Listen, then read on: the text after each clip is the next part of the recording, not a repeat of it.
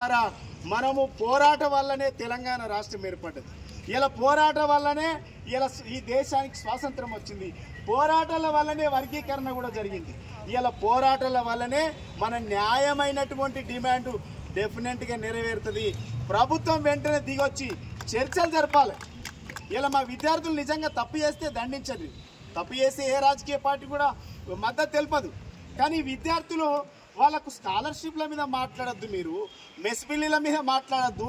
పురుగులు అన్నం పెడితే మీరు అదే తినాలి, మేము చెప్పింది వినాలి, పెట్టింది తినాలి. లేదంటే మేము మేము రూమ్లలోకి వెళ్ళనీయం, మేము అడ్మినిస్ట్రేషన్ బ్లాక్ రానియం, ఆర్ట్స్ కాలేజ్ కాడ కూర్చొనియం అనేటువంటి ఈ నిర్ద్వంద వైఖరిని మేము తీవ్రంగా ఖండిస్తాం.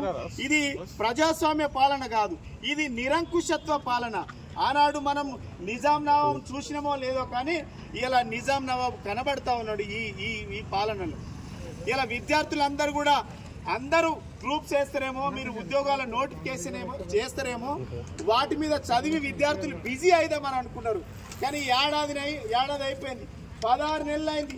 16 నెలల్లో మీరు వేసినటువంటి ఉద్యోగాలు ఏంటంటే 6,000 ఉద్యోగాలు ఇచ్చిండ్రు.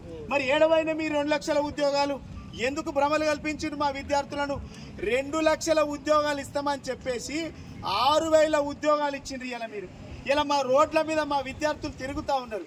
ఈ పాపం కాంగ్రెస్ ప్రభుత్వాన్ని ఇలా డెఫినెట్గా మీరు ఇంకా కూడా ప్రభుత్వం మొండి వైఖరిగా పోతే ఇది డెఫినెట్గా ఉధృతమవుతుంది.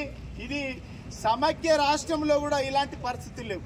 ఆనాడు సమైక్య రాష్ట్రంలో ఉన్నటువంటి పాలకులు యూనివర్సిటీ అంటే భయపడ్డారు. ఇక్కడ యూనివర్సిటీలో చదివేటువంటి విద్యార్థులు తెలంగాణ బిడ్డలు, తెలంగాణ మట్టి బిడ్డలు.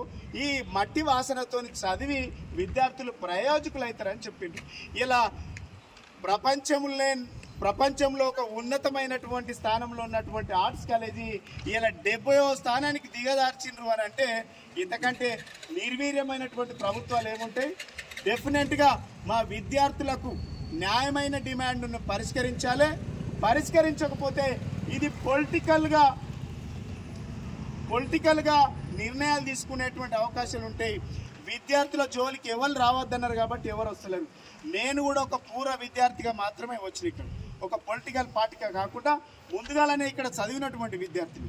ఈ చదివినటువంటి విద్యార్థుల పీజీ రీసెర్చ్ స్కాలర్స్కే ఇక్కడ వాళ్ళ హక్కులను కాలరాస్తున్నారు. అంటే ఒక రైతుకో, ఒక కూలీకో, ఒక కూలి చేసుకునేటువంటి బిడ్డకు మీరు ఏ విధమైనటువంటి ప్రజాస్వామ్యం కల్పిస్తూ ఉన్నారు? ప్రజాస్వామ్య హక్కులను కాలరాస్తూ ఉన్నారు.